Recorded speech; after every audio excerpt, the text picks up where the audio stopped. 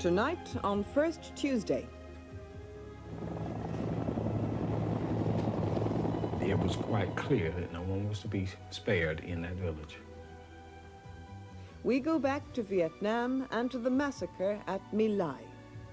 Deep down, we felt what we were doing was right. But after it was over, everyone knew it was wrong.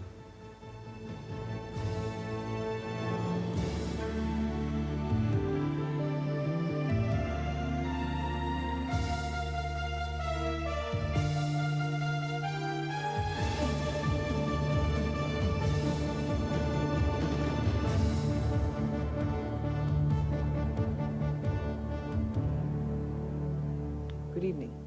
Over the years on First Tuesday, we've done a number of films about men at war, about the universal soldier who fulfills bravely the requirements of his political masters.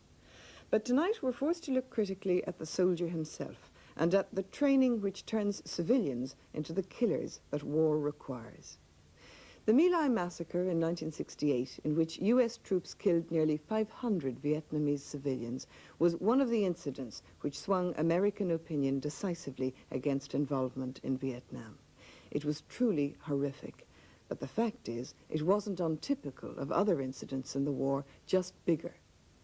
Tonight, 20 years on, the My Lai killers tell us their story, of brutality even more barbarous than has ever been admitted officially, of the training which made them think the way they did, and of the Vietnamese faces which will haunt them to their graves.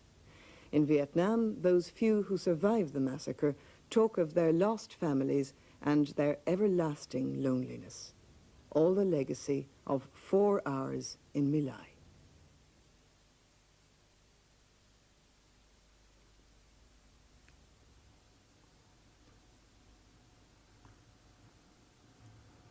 Can you tell me, Bernardo, what this book is? Why you've kept it?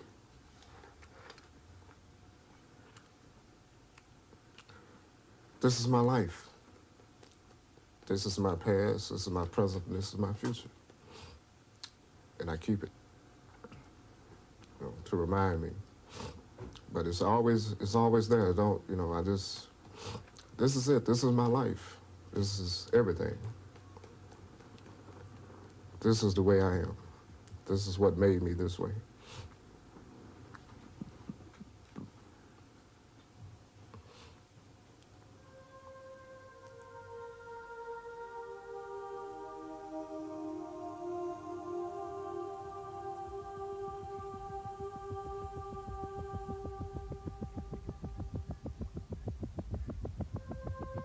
My Lai today, a small hamlet close to the coast of central Vietnam.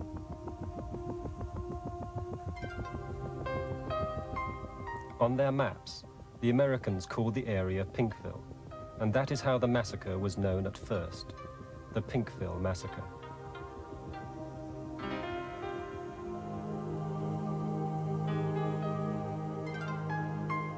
Today, the villagers are farmers and fishermen, just as they were 20 years ago. But then, My Lai was at the center of a bitterly contested region in a cruel war. Early one morning in March 1968, Charlie Company of the 1st 20th American Infantry Battalion landed here by helicopter and attacked the village. By the time they left, 4 hours later, the young GIs of Charlie Company had killed hundreds of old men, women, and children in cold blood. The village of My Lai had ceased to exist.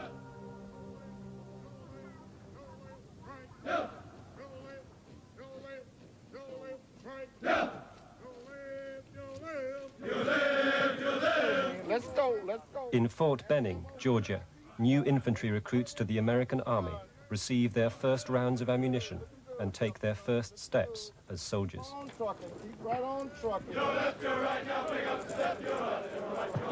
In 1967, at the height of the war, thousands of young men were sent here for basic training.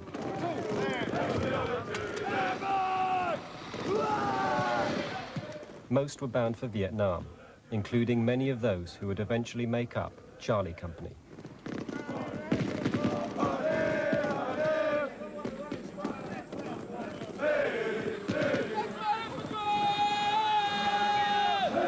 The transition from civilian to soldier is a very distinct and very rigorous training.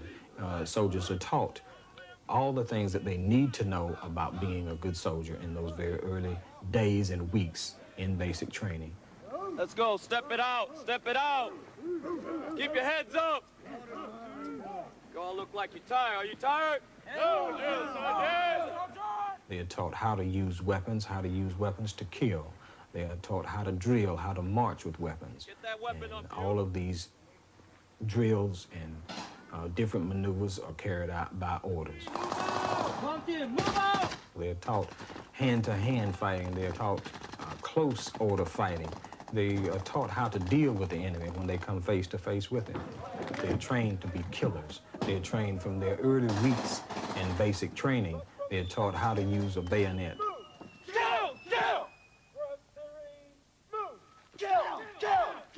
Butt stroke to the growing series. Move! Kill! Kill! Kill! They're taught the spirit of the bayonet. The spirit of the bayonet is to kill. Kill! You wanted soldiers highly motivated. His way of motivating them was to have a response, a command and response from the soldiers. And he would say, what is the spirit of the bayonet? And to kill, Sergeant, to kill. What is the spirit of the bayonet? To kill. So soldiers were motivated along these lines. What is the spirit of the bayonet? Kill, kill, kill! It's cold blues down! And that would be their response. And he would drill them into a state of readiness. And he would just inspire them through his speaking and through his talking and through his teaching of what the spirit was. As one of the sergeants who trained the men of Charlie Company, I was very pleased with the way they turned out. They turned out to be very good soldiers.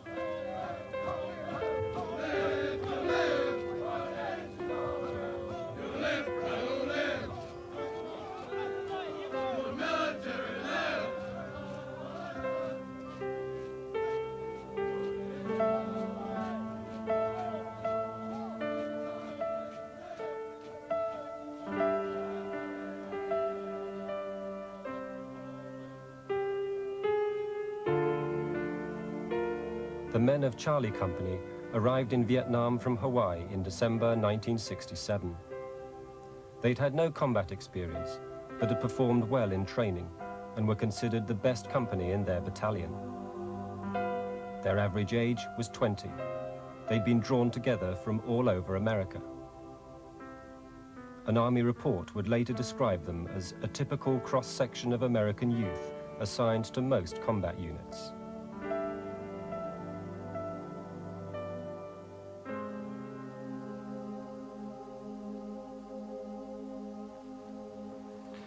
The majority of the men in C Company were just your average normal Americans. Most of us were all middle income, middle class families. They were from all across the United States, Indiana. I was from Pennsylvania. So I'd say you had a good cross-section of the total population of the United States at that point in time. A lot of times when we were first in country, we would go to the villages up and down the highway, Highway 1. You'd play with the kids in between pulling guard duty. And one bridge in particular, there was a boy that always hung around up there with the GIs. We nicknamed him Six Fingers because he had an extra thumb. He had 6 fingers. But you'd always take him stuff, candy, pop. Take pictures with them, you know, GIs with the kids. You got to meet a lot of people. There was no one else but us. We were in this company, in this place, all alone. We had a company of men that all came from one country, all came from the same culture, and we would drop 10,000 miles away, and we felt close that way because there was nobody else to feel close to. American soldiers on patrol in Vietnam in 1968. This was the job of the infantry, the common grunts. And barely a month after their arrival in Vietnam, Charlie Company were deployed on operations like these in Quang Ngai province, around the area they called Pinkville, which was known to be sympathetic to the enemy. When we first started losing members of the company, it was mostly through booby traps and snipers. We never really got into a main conflict per se where you could see who was shooting at you and you could actually shoot back at them one-on-one. Booby traps was the main problem. Newsreel pictures show clearly enough the effect of booby traps. In the weeks leading up to My Lai, Charlie Company experienced many scenes like these. In a unit of little over 120 men, they lost 4 killed and 38 wounded, almost all by mines, booby traps, and snipers. They could seldom find an enemy to shoot back at, and as their frustration grew, the distinction between combatants and civilians rapidly eroded. I've seen the enemy, yes. But who is the enemy? You know, we had little kids over there that would shoot you or stab you in the back when you walk away. You know, who's the enemy? How can you distinguish between the enemy, the good or the bad? All of them look the same. That's the reason the war was so different. You know, it wasn't like the Germans over here or Japanese over there. They all look like North and the South. You know, so how can you tell? Within a few weeks of arriving in the country, men from Charlie Company had already begun systematically mistreating their prisoners. There were reports of random killings and rapes. One GI took this snapshot of an interrogation involving torture. In mid-February, Lieutenant Calley, leader of the 1st Platoon, threw an old man down a well and shot him. No disciplinary action was taken. When I saw American soldiers committing acts that would be called atrocities if somebody else had done them, I began to think that maybe I was wrong. Maybe I had been just too naive all my life, that this was the way things really were. I tried not to think like that. I tried to keep my own values together, but it wasn't easy. Little by little, I began to see that this group of men was getting out of control. On the 15th of March, plans were drawn up for an attack on My Lai, believed by intelligence to be the HQ of a Viet Cong battalion. Charlie Company was to mount the main attack, and fierce battle was anticipated. Colonel Aran Henderson, brigade commander, expressed irritation at past failures to close with the enemy and demanded more aggression. Lieutenant Colonel Frank Barker drew up detailed plans, and his orders were passed on to Charlie Company by their CO, Captain Ernest Medina. No one in the chain of command has ever accepted responsibility for what happened, but Charlie Company had little doubt about what they had to do. The understanding or the order that was given was to kill everybody in the village. Someone asked if that meant the women and children, and the order was everyone in the village, because those people that were in the village, the women, the kids, the old men, were VC, they were Viet Cong themselves, or they were sympathetic to the Viet Cong. They were not sympathetic to the South Vietnamese army, and they weren't sympathetic to the Americans. They weren't giving us any assistance. They weren't helping us in the war effort whatsoever. So it was quite clear that no one was to be spared? It was quite clear that no one was to be spared in that village. My understanding was we were going to get into one hell of a fight, and we were going to kick some ass when we got done. There wasn't going to be anybody left. It didn't turn out that way.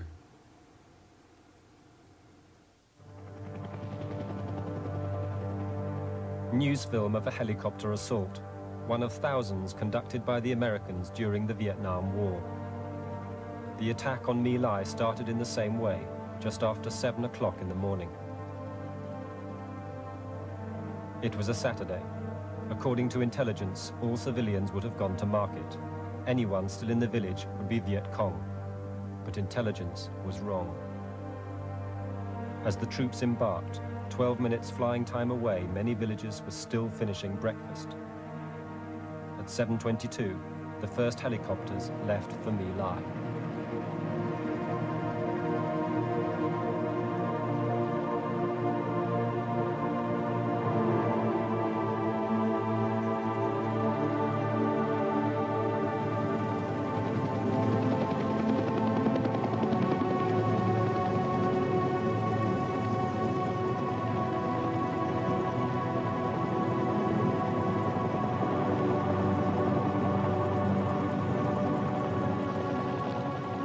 The first helicopters appeared over My Lai at 7:35 a.m.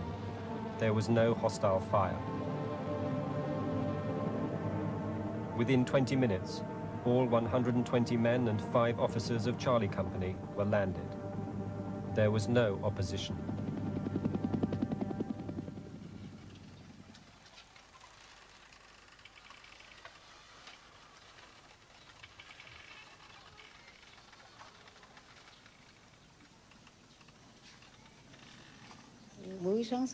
Buổi sáng chuẩn bị đi ra đồng là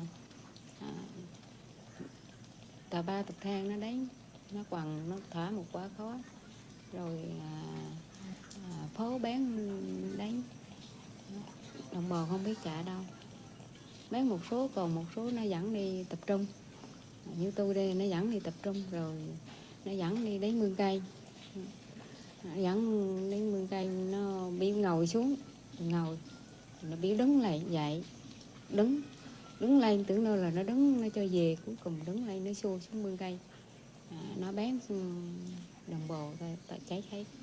Rồi vừa xong lúc đó mẹ con tôi chung núp nằm với mấy người cháy kia, cháy trước ngã chặn tôi.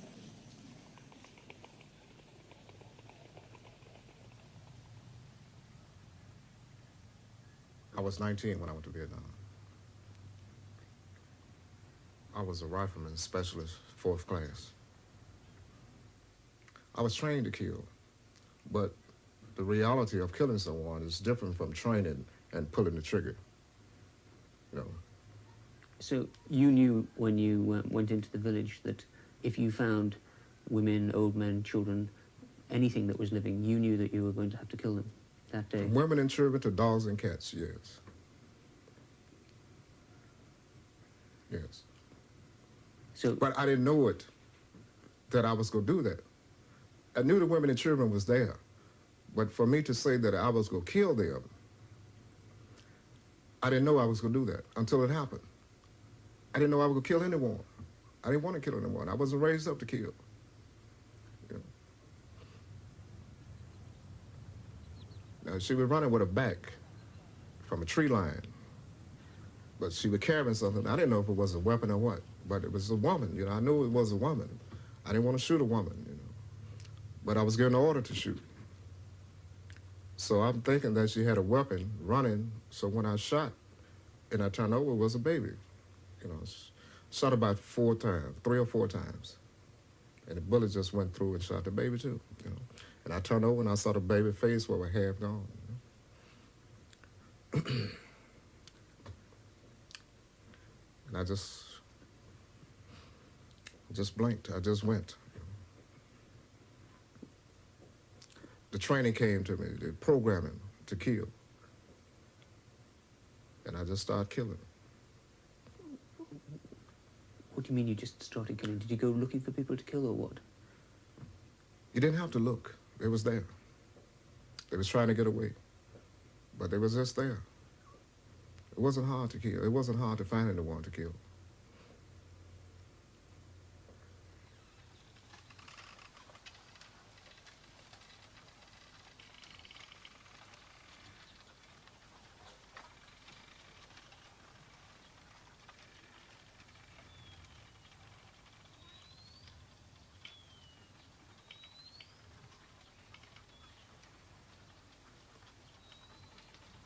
Không có gì. Ở đây thì làm ăn bình thường lắm. Mà khi không với má ba nó ồ ọt tới, nó đổ quân xuống. Đổ quân xuống, nó bồ dày 4 phía. tôi mới thấy ở tràng này nó trang súng rồi, nó bắn rồi đó. Nó bắn ra một loạt cái bà con chết thôi ghê gớm. Số con bị lúa mới chặn, làm ấp lên cái mình thì thằng con nó chặn thằng con, biểu thằng con đừng có khác. Chứ bây giờ bà con Mỹ nó bán cháy hết rồi nghe con.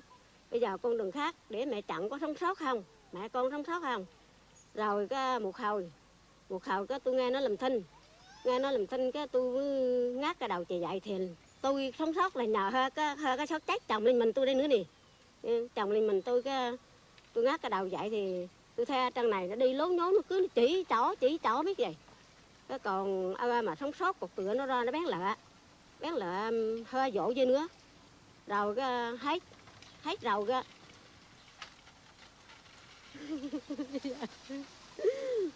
nghĩ tôi mẹ tôi em tôi con rồi chết tôi đó, nghĩ nó đứt ruột đứt gân quá đi.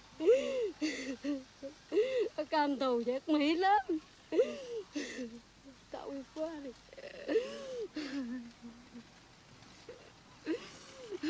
Thấy tôi chừng đồ thì tao phải khác chừng đấy.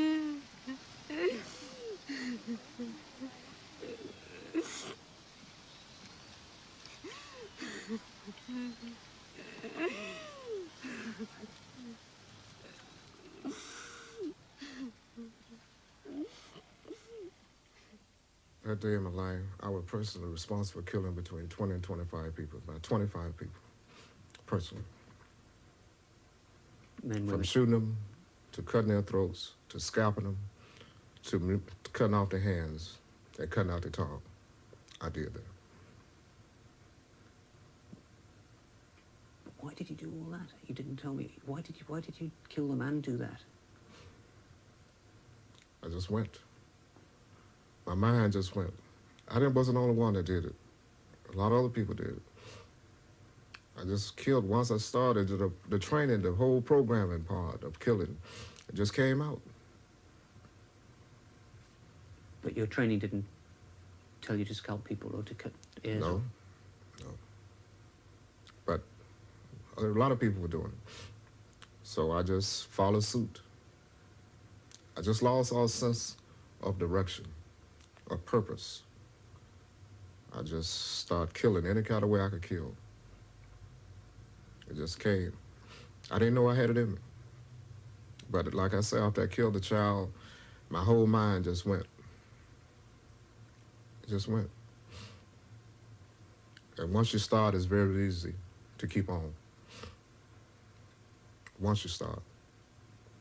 The hardest part is to kill, but once you kill, that's become easier to kill the next person and the next one and the next one. Because I had no feelings or no emotions or no nothing, no direction, I just killed them.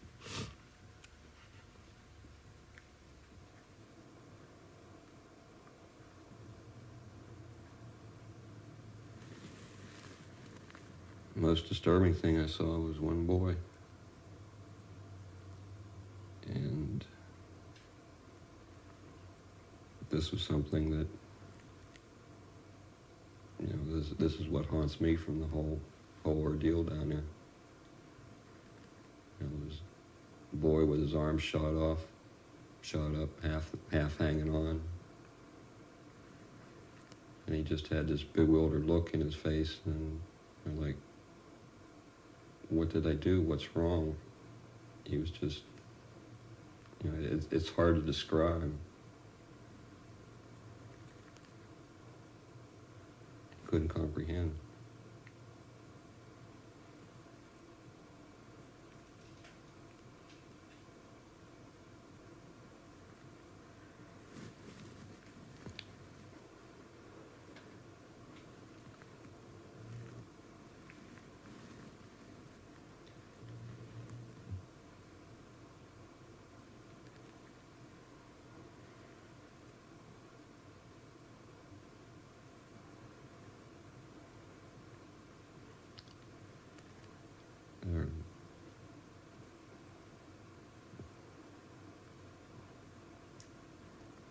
I shot the boy, killed him.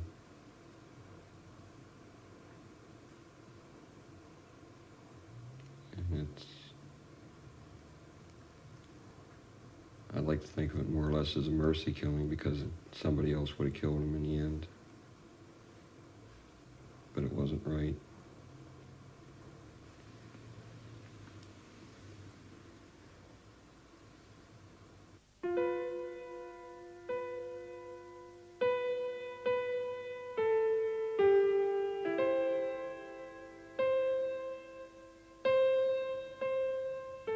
Throughout the morning of March the 16th, a photographer and reporter from an army newspaper followed Charlie Company through My Lai. These black and white photos, taken on an army camera, did not show what was happening to the people whose homes were burning or the fate of villagers rounded up by the GIs.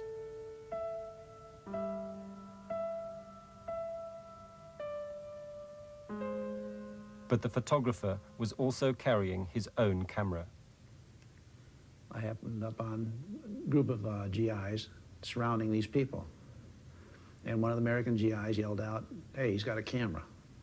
So they kind of all dispersed just a little bit, and I came up on them, and looking at the photograph, I noticed the one girl was kind of frantic, and an older woman trying to protect a small child, and the older woman in front was just, you know, kind of pleading, trying to beg, you know, begging and that, and another person, that woman was buttoning her blouse and holding a small baby. Okay, I took the photograph. I thought they were going to question the people. But just as soon as I turned and walked away, I heard firing. I looked around over the corner of my shoulder. I saw the people drop. I just kept on walking. At the time, it was just, you know, capturing a reaction. But when you look at it later on in life, you know now these people are dead. They were shot.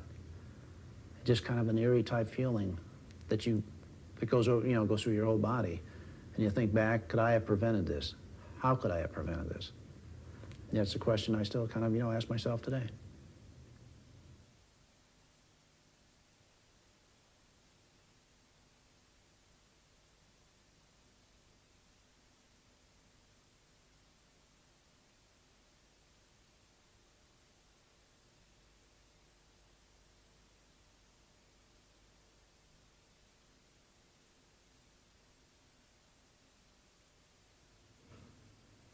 You lined up people? You were one of the people who was mowing down big groups of people?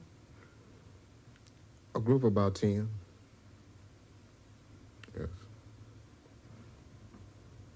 What happened?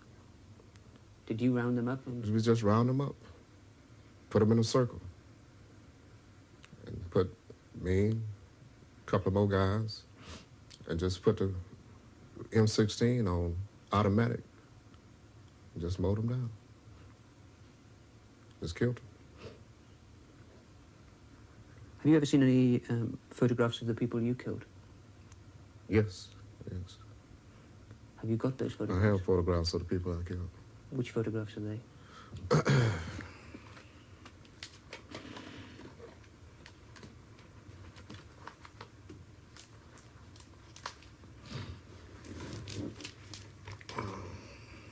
The man, the child, the woman, and the baby.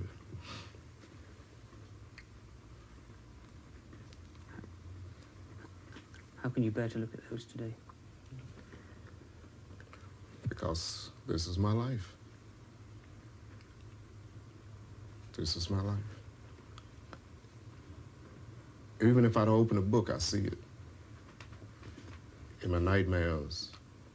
And if I never open this book, it's still there. You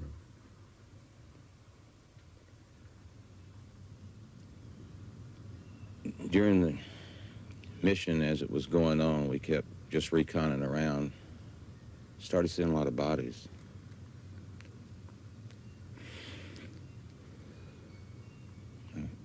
It didn't add up, you know, how all these people were getting killed and wounded, and we weren't receiving any fire. Just, you know, it didn't make sense. There was too many casualties there, and how they were, the locations they were in, you know, figured out artillery couldn't do this because there were, you know, bodies in places the artillery didn't hit, trying to get out of the village. The radio traffic recorded between command helicopters betrays no knowledge of the slaughter that Warrant Officer Thompson was witnessing as he hovered just above ground. Between 9:30 and 10 o'clock, when he saw GIs advancing on another group of defenseless women and children, Thompson ordered his crew to turn their guns on their fellow Americans. Larry Coburn was Thompson's door gunner. Warrant Officer Thompson was desperate to get these civilians, what he believed to be civilians, out of this bunker and into a safe area. He'd seen beforehand that what he was trying to do to help the people on the ground wasn't getting done. He was convinced that the ground forces would kill these people if he couldn't get to them first. He landed the aircraft in between the American forces and the Vietnamese people in the bunker. Got out of the aircraft, had us get out of the aircraft with our weapons to cover him, and he went and had words with a lieutenant on the ground. He asked the lieutenant how he could get these people out of the bunker. The lieutenant said the only way he knew was with hand grenades. So when Warrant Officer Thompson came back to the aircraft, he was furious, and he was desperate to get these people out of the bunker. He told us he was going over to the bunker himself to see if he could get them out. I don't even think he took a rifle with him. I think he was, besides a sidearm, he was relatively unarmed. He told us if the Americans were to open fire on these Vietnamese as he was getting them out of the bunker, that we should return fire on the Americans.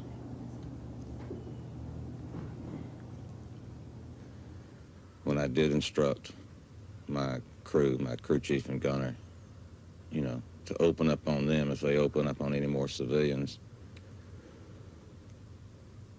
I don't know how I'd have felt if they would have opened up on them. But that particular day, I wouldn't have given it a second thought. They were the enemy at that time, I guess. They were damn sure the enemy to the people on the ground. With the aid of larger helicopter gunships, Hugh Thompson and his crew succeeded in airlifting to safety over a dozen old men, women, and children.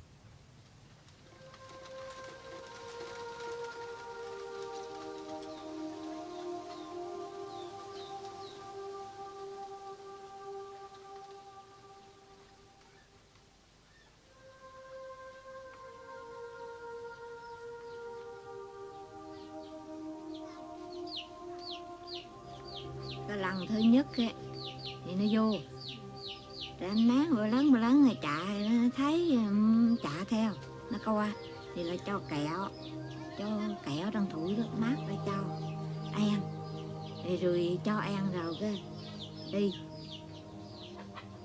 Tôi không nói rằng ấy, nó đi thôi, cái việc đi rồi cừ đi chứ tiếng mình không biết, rồi cừ rồi ok rồi đi, không có. Rồi đi rồi cái thì biết cái tiếng ok đó.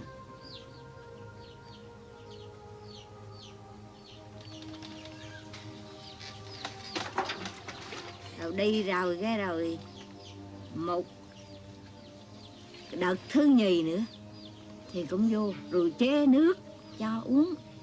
Nó không nói gì. Rồi coi là đợt thứ ba là đổ quân xuống mà.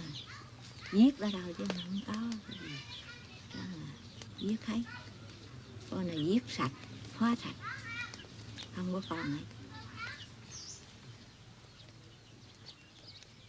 This monument marks the ditch where the largest numbers of people were executed. Scores of people, rounded up in sweeps of the village, were herded here to be shot by Lieutenant Calley and others acting on his orders. Đồng bào cái là đùa như vịt vậy, đùa xuống mương cây nó nhồ đầu. Cái thì cháy chơi, mẹ ơi, cho tôi lên về tội quá đi, không có bán tôi không có gì mà bán tôi tội quá, người dân vô tội quá đi. Thì bán rồi một lớp rồi cái cháy im. Thì coi như là em nhỏ về là nó bò theo mương cây, nó thấy đứt ruột luôn. Bò theo mương cây mà tôi là sắp chết, nó chặn ngạt quá, tôi không có làm sao ấy. Mà có làm sao cũng không biết, là bị thương nên không biết có làm sao. Thì mới bò về biết tới nhà thì là thấy lão đoàn kế đó thì cái thì độc tuần lộc ấu hiếp dâm, người thì có cái con thanh nữ thì là giặc cửa mình. Như vậy thì không biết là cái lý do làm sao.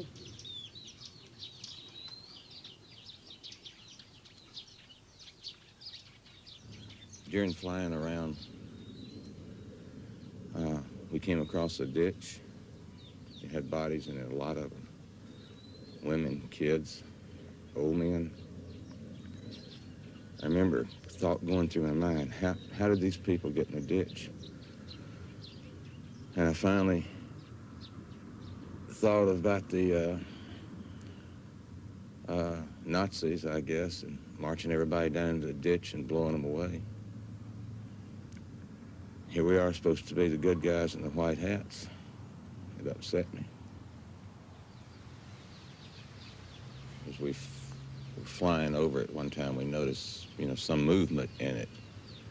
And Andretta, who was my crew chief, spotted a child moving around amongst, the bodies that were in there.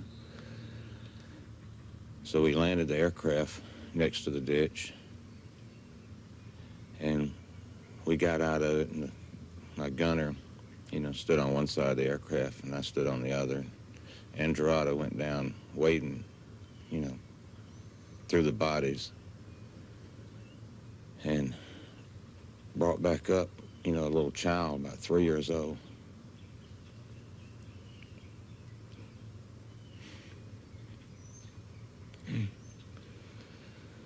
It was obvious how the people got in the ditch by then, I guess. So we got the child on board, and we were, getting that child out of there. There was more we probably could have saved, but we, couldn't carry it. So we flew the child to Quang Ngai Hospital, I believe it was, and dropped it off with a nun there. It was a very sober flight going over there, very quiet, trying to figure it out. I was looking at the kid, which I thought was a boy about 4 years old, 3 years old. I had a son at home, same age. And you're thinking that it could be your kid. It was a quiet flight. Later found out in some investigations and hearings that it was actually a girl. You really couldn't tell. We checked arms and legs, There's no bullet wounds.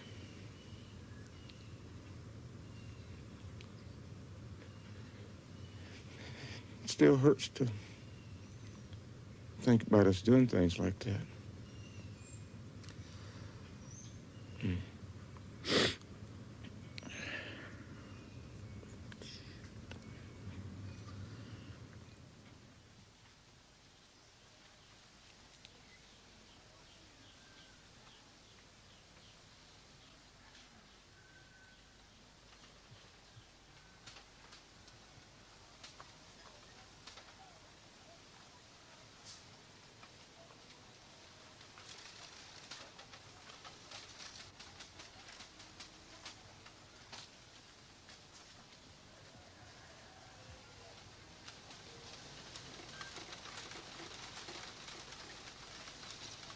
Thì tôi chợt nghe tiếng chị tôi la.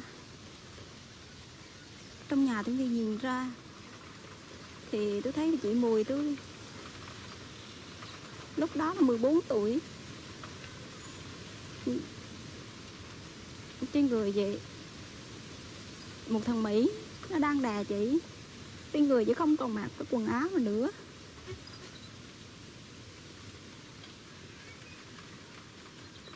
Nhưng lúc đó tôi không hiểu đó là gì. Và sau này chị tôi đang ra sức chống cự lại nó. Và sau đó thì bọn Mỹ đã bắn luôn. Sau đó thì bọn Mỹ đứng lên, nó mặc quần áo vào và nó bắn luôn chị.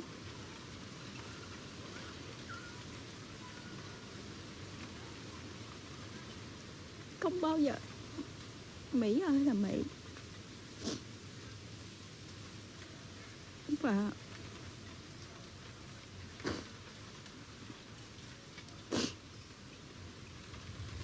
Và là sau không còn biết thời gian là bao lâu. Không còn nghe một tiếng động nào nữa. Đi từ dưới hầm nhà tôi mới chui lên. Thì nhà đã cháy rụi. Và ngay trên hè nhà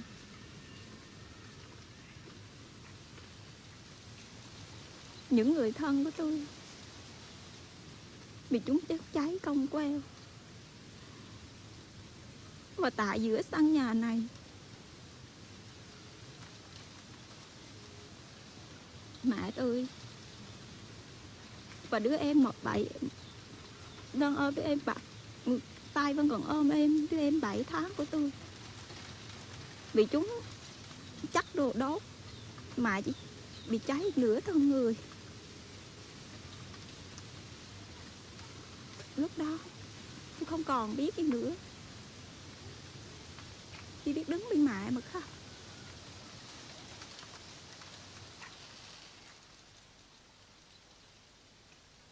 As a professional soldier, had been taught to carry out the orders, and in no time it ever crossed my mind to disobey or to refuse to carry out an order that was issued by my superiors.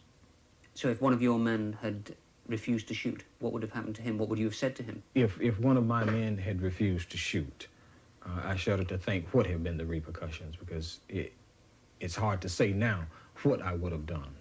Looking back, at the time that it actually, when it happened, he would have been in serious trouble.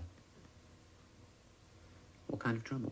He could have faced court-martial. He could have been shot on the spot for refusing an order in face of the enemy, in face of hostile fire. Someone refuses to carry out an order, he's in trouble. But there was no hostile fire. At the time, we didn't realize that there was no hostile fire at the time. So are you suggesting that if one of your troops had refused to shoot, shall we say, an old woman or a young child at My Lai on that day, that they would have faced disciplinary action? They most definitely would have faced disciplinary action had they refused to fire or kill or carry out the orders, yes. But these were young kids. Most of them had never killed anybody before. I mean, to kill a child seems a monstrous thing. Why were these people able to do this without questioning it? I feel that they were able to carry out the assigned task, the orders. That meant killing small kids, killing women, because they were soldiers. They were trained that way. They was trained that when you get into combat, it's either you or the enemy. And they were the people that were in that village, the women, the little kids, the old men, were all considered the enemy. So, leaving aside the question of following orders, do you think that that order was morally right and that the actions of the troops that followed that order, yourself included, were behaving in a moral fashion? I feel that we carried out the orders in a moral fashion, and the orders of destroying the village, of killing the people in the village. I feel that we carried out our orders, and I feel that we did not violate any moral standards. This GI was the only American casualty at My Lai. He'd accidentally shot himself. Despite the total absence of hostile fire, Calley continued to order his men to shoot. Most obeyed. A few refused. Lieutenant Calley ordered certain people to shoot these people, and I was one of them, and I refused. And he told me that he was going to have me a court-martial when we got back to base camp. And I told him what was on my mind at the time. Ordering me to shoot down innocent people, that's not an order. That's craziness to me, you know? And so I don't feel like I have to obey that. Most and of the if you others... want to court-martial me, you do that. If you can get away with it. I feel like it was horrible, you know, just a terrible thing to be going on, and American boys doing this, you know? And I feel like I'm a red-blooded American boy, just like any of the rest of the guys that was there, you know? And to see that, I'm talking about black or white, you know, black and white guys doing this, you know? It didn't make any difference. I'm saying it just seemed like a horrible thing. I'm talking, we all came from the same place. To me, you know, We all came from the same place, and I know they all had to have the same values that I had somewhere along the line. If they didn't get it in school, they had to get it in religion, church, or someplace, you know. If you didn't go to school, you know, you could pick it up from a stranger, you know. It's just simple, you know. But then to go and do something like this, it's immoral to me, you know. That's just the way I feel about it. Private Michael Bernhardt was another of the GIs who refused to shoot civilians. I thought that most of the values that people held were pretty solid, that when we defined things as being good and bad, that they were good or bad. Killing a bunch of civilians in this way, babies, women, old men, people who were unarmed, helpless, was wrong. Every American would know that. And yet, this company, sitting out here, isolated in this one place, didn't see it that way. I'm sure they didn't. What people think of you back home don't matter. This group of people that they were with was all that matters. It was the whole world. What they thought was right, and what they thought was wrong. Courage was seen as stupidity. Cowardice was cunning and wariness, and cruelty and brutality was sometimes seen as heroic. That's the way things began and started to change, and that's what it eventually turned into.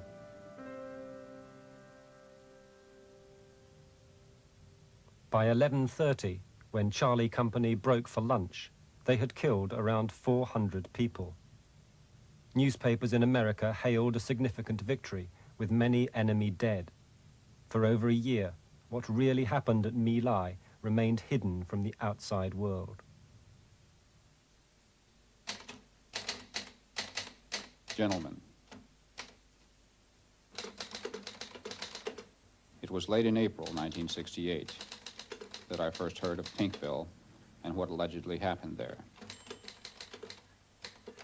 I received that first report with some skepticism, but in the following months I was to hear similar stories from such a wide variety of people that it became impossible for me to disbelieve that something rather dark and bloody did indeed occur sometime in March 1968 in a village called Pinkville in the Republic of Vietnam. With this letter sent to leading members of Congress, America began to learn the truth about My Lai. Its author was an ex-GI who'd heard about the massacre while serving in Vietnam. When I sat down with a friend who had been there 3 weeks after the massacre, and we were telling each other war stories, and we hadn't seen each other in 3 months, and I said, "What have you been doing?" He said, "What have you been doing?" He said, "Oh man, did you hear what we did at Pinkville?"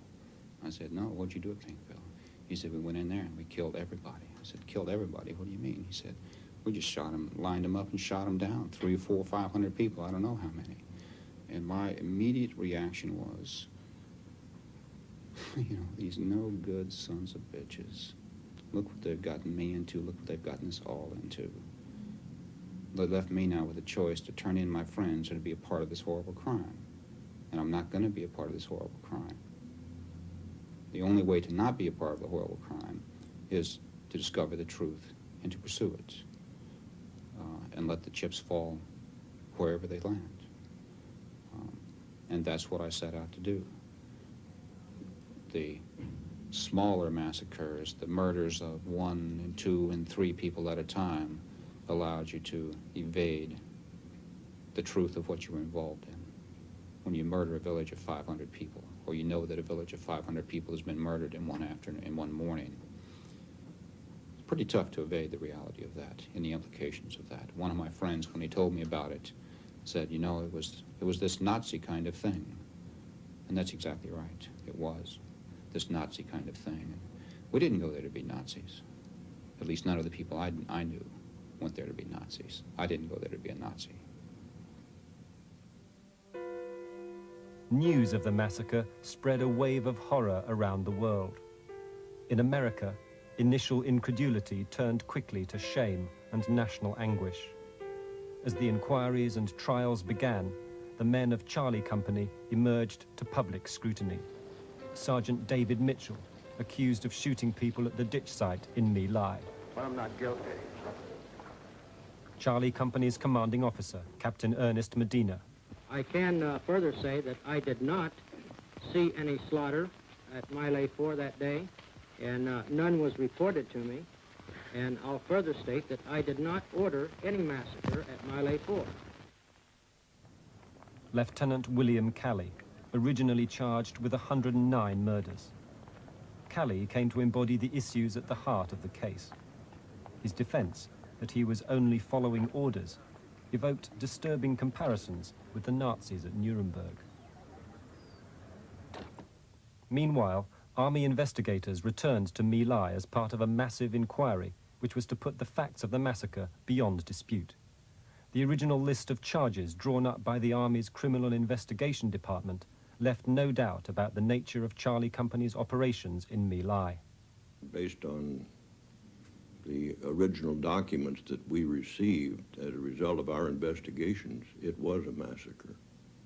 It was a violation of all the rules of land warfare that I've ever known in my life, because it was just cold-blooded killing of people who appeared to be defenseless civilians.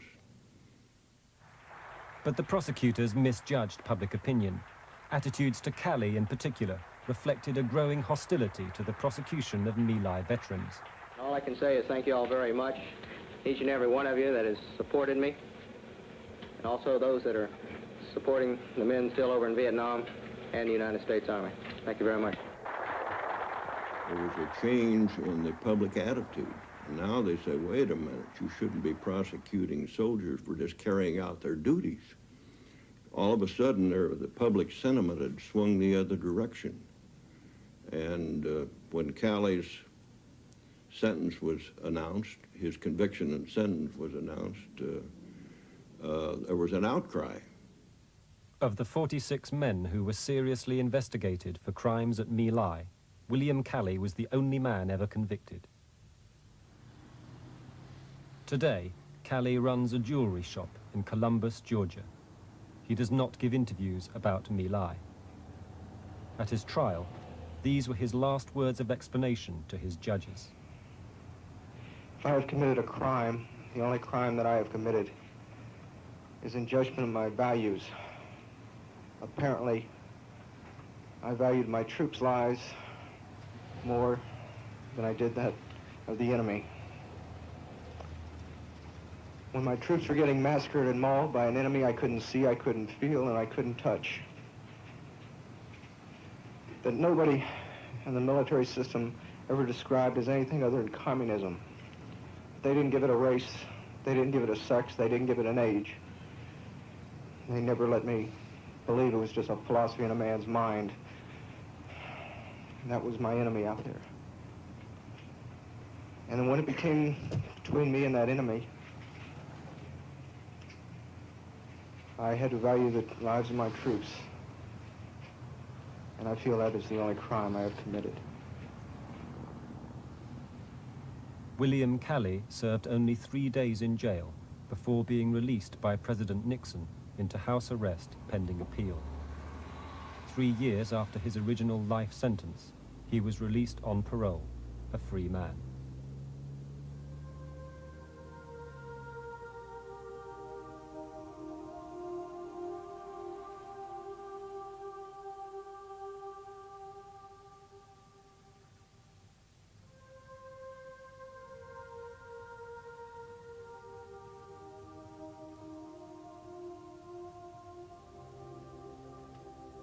Nhớ biết suy nghĩ cho nên dò đây. Nhớ biết suy nghĩ ngủ không được. Nhà có một mình vất vả đó rồi không biết nhà ở đó có đồ suy nghĩ miết. Buồn rầu miết. Nên dò đây chứ. Cam thù lắm chứ không tha thứ đâu. Không tha thứ. Phải cháy cho thâu chứ sống là cam thù lắm. Cứ trẻ con mới lớn dày mà nó giết hết trơn. Còn đương bố vậy nó cũng giết hết trơn mà làm sao mà không cam thù. Cam thù lắm. Bà mẹ già đó, 30 tuổi, 80 tuổi mà cũng ra chỗ đó nằm giờ chết rồi. Cam thù.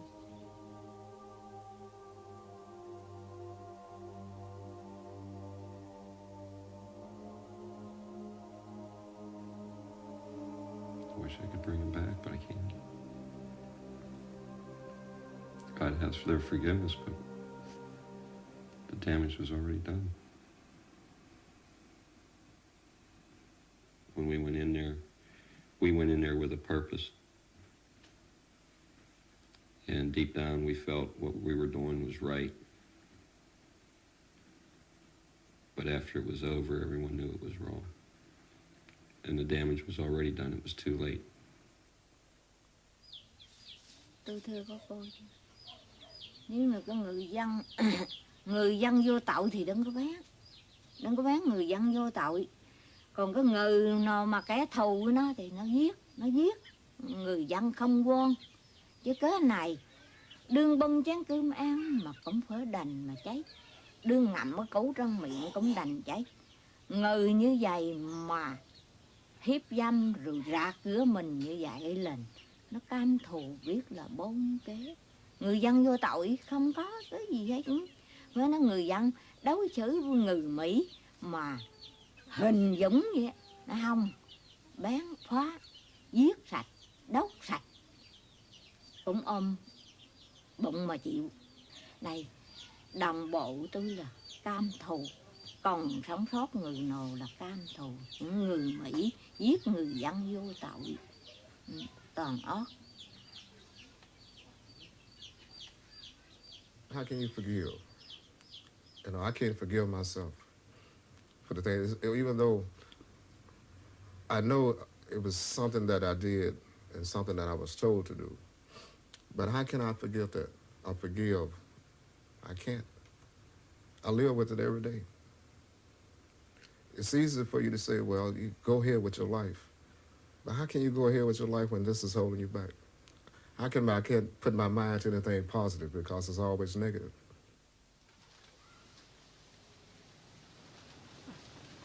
Trong nhiều lúc quá buồn thì tôi nghĩ rằng tôi sẽ đi nơi khác làm ăn. Nhưng mà sau đó thì tôi nghĩ ra, vì nơi nào trên đất nước tôi thì cũng vậy thôi. Nơi đây tôi còn có quê hương, có bà con, có và niềm an ủi tôi nữa. Còn những ngôi mộ của người mẹ và của những người thân. Nên tôi không thể nào bỏ nơi này mà để được.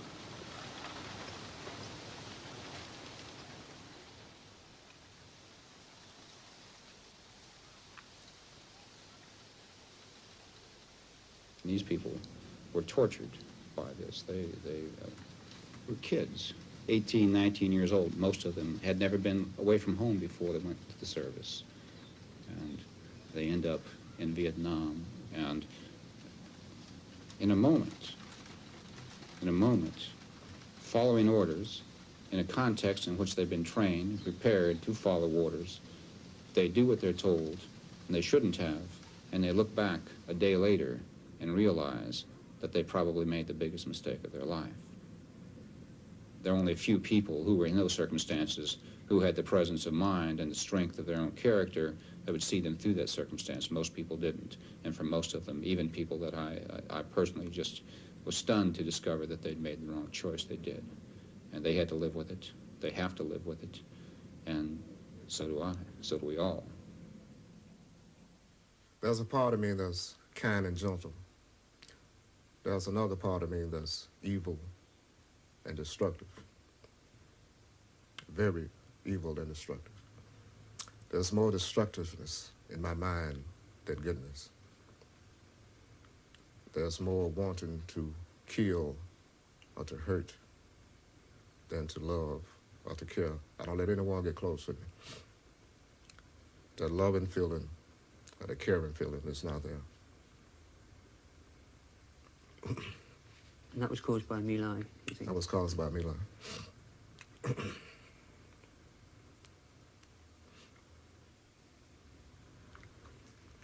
My little boy playing in my grandmother's front yard, here in Jackson, at his grandmother's house. And there was some teenagers across the street got into an argument. It was 14 and 15. And one went home and got a gun. And the other one just ran in the direction where my little boy was playing. And he shot him in the head. I was in the house. And I came out and picked him up, but he was already dead. He was dying. So when I looked at him, his face looked like the same face of the child that I had killed. And I said, this is the punishment for me killing the people that I killed. And when the picture that I had, they had his funeral, I got back from the funeral that night. That's the way it cracked. And I left it like that. It just cracked.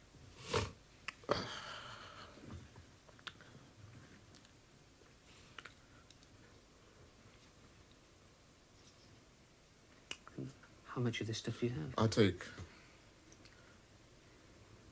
1,200 milligrams every 4 hours, 4 times a day,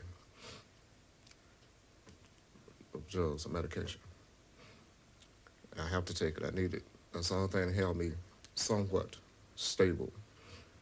Not as nervous. I stay nervous, even with the medication. But if I don't take it, I go. I just go off. Just keep me under control. It helps me. Because if I don't, I may do something to someone. Even though I still have a tendency to think that of hurting someone. But the medication helps me, really helps me. But I have to take a lot of it. And it's strong, you know. It's very strong. Do you think this really dreadful condition that you're in, this terrible life that you're leading, do you think it's ever going to come to an end? Yeah, when I kill myself. You have to come to an end. Like I said, I tried suicide 3 times. Maybe the good Lord is not ready for me to go, because I could have been dead with all the stuff I had taken and tried to. But eventually, it's not out of my mind. Like I'm sitting talking to you now, I can't promise that when you come again, I'll be here. Because before you came, I had to get out of the hospital from trying suicide for the 3rd time. The good Lord doesn't appear to have treated you very well, to have put you through all this. I still believe in him, but I guess life, you live a life for a reason, for a purpose. Now, what that purpose is to have me still here, I don't know.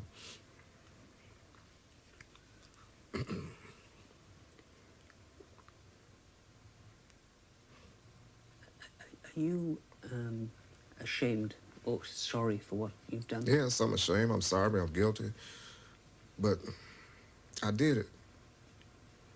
You know, what else can I tell you? It happened. You're looking at someone that did it.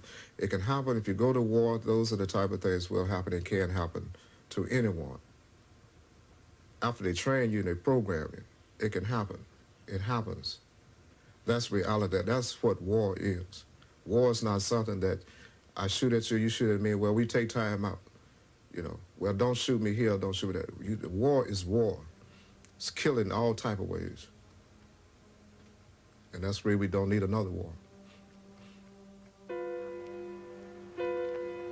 Don't be walking up to that man's back. Keep that distance. I told you what it was. Hey, keep your head and eyes straight to the front. Why, you seem like you can't hang? Keep that distance.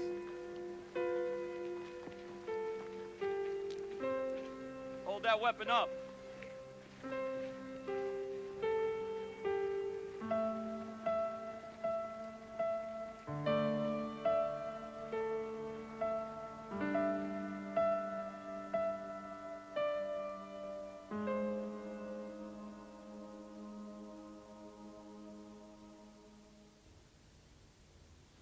The My Lai massacre was carried out by ordinary American youngsters whose average age was 20. They'd been only 7 weeks in Vietnam. It didn't take long to change them from supposedly civilized people to barbarians, only some months of military training and the pressures of war. The training hasn't changed perceptibly. Given another war, it could all happen again. First Tuesday will be back in June. Until then, good night.